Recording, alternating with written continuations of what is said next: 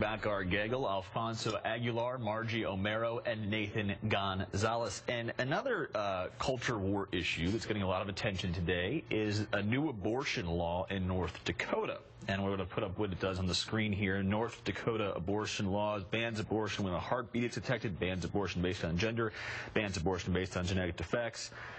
The governor of North Dakota said this, quote, "Although the likelihood of this measure surviving a court challenge remains in question, this bill is nevertheless a legitimate attempt by a state legislature to discover the boundaries of Roe v. Wade."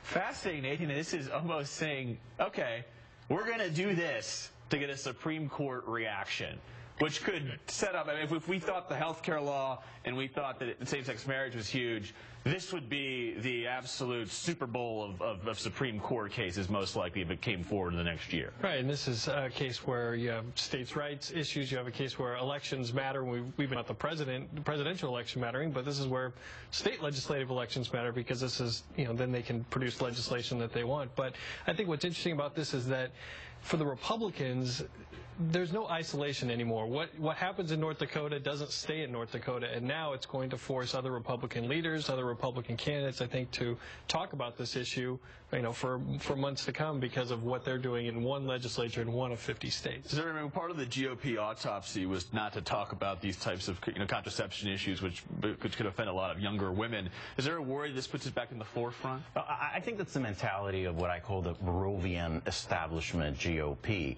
I think that the pro-life movement in the country is growing. States are passing this type of legislation. 47% of Americans believe that abortion is immoral.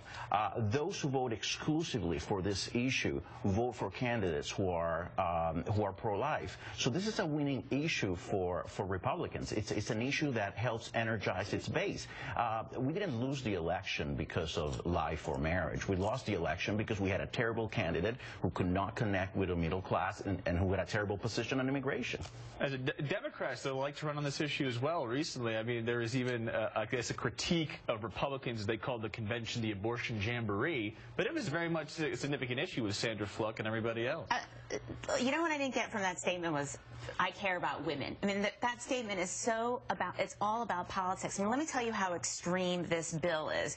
You could be trying to get pregnant and not know if you're pregnant at 6 weeks. You could be buying pregnancy tests in bulk because that's how hard you're trying and not know it's 6 weeks. That's how extreme this bill is. It's all about politics. And the percentage of Americans who say abortion should be illegal in all circumstances, which is what that bill would do, because there's only one provider in the state, is about 10%. So it's not a winning issue. Two-thirds of Americans think that Roe v. Wade should be protected. And if it was a winning issue, then you'd have Mitt Romney in the White House right now. So this, to me, is the legislative version of Todd Aiken, essentially. And it's something that all Republicans now are going to have to comment on. Legislative version of Todd Aiken? Not at all. Again, most people, you may have the majority of Americans saying, yeah, let's not ban abortion, but that doesn't mean that that's the issue that they vote for. Again, those who vote exclusively on the issue of abortion, the majority vote for candidates who are pro-life. So, but when you use this language, whether it's on gay marriage, or whether it's about Latinos, or whether it's about abortion, even if you're not part of that group and that is not necessarily your #1 issue, if you keep hearing one party saying we're against that, we don't want, who cares about, we don't care about those people aren't important, this we're opposed to, it just sounds like, well, maybe they're coming for me next. Maybe they want to exclude people like me next. What's interesting is that in light of what we've heard over the last few weeks about this sort of rebranding of the GOP, these issues being at the forefront certainly does not give them a lot of cover to put a better face on it, as Reince Priebus has said he wanted to do. Lastly, same-sex marriage, huge week for it.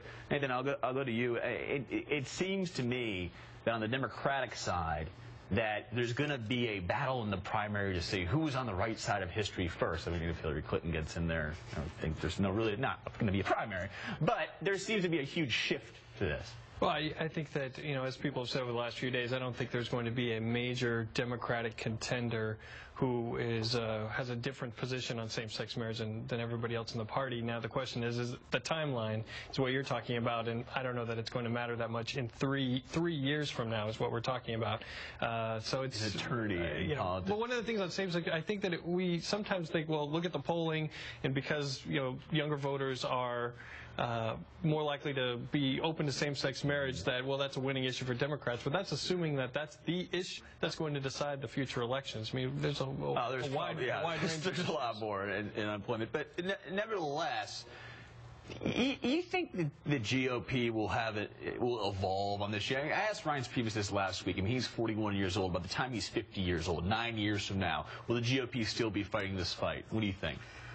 Hopefully. I think, again, this is an issue that it's important to our base. I think it's how you talk about it. I think if you say, look, the fact that we are for traditional marriage doesn't mean we're bigots, doesn't mean we're homophobic.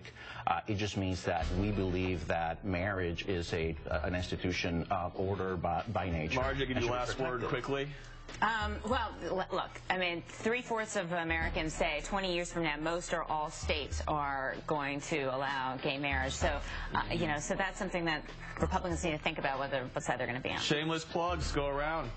I want to welcome to Washington, D.C., Marion Boteju. She's the new executive director of American Principles Project, a new leading conservative organization.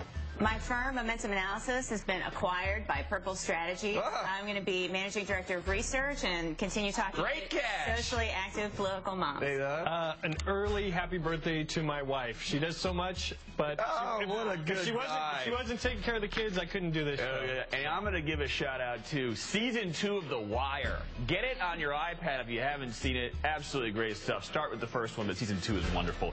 That's it for this edition of the Daily Rundown. My colleague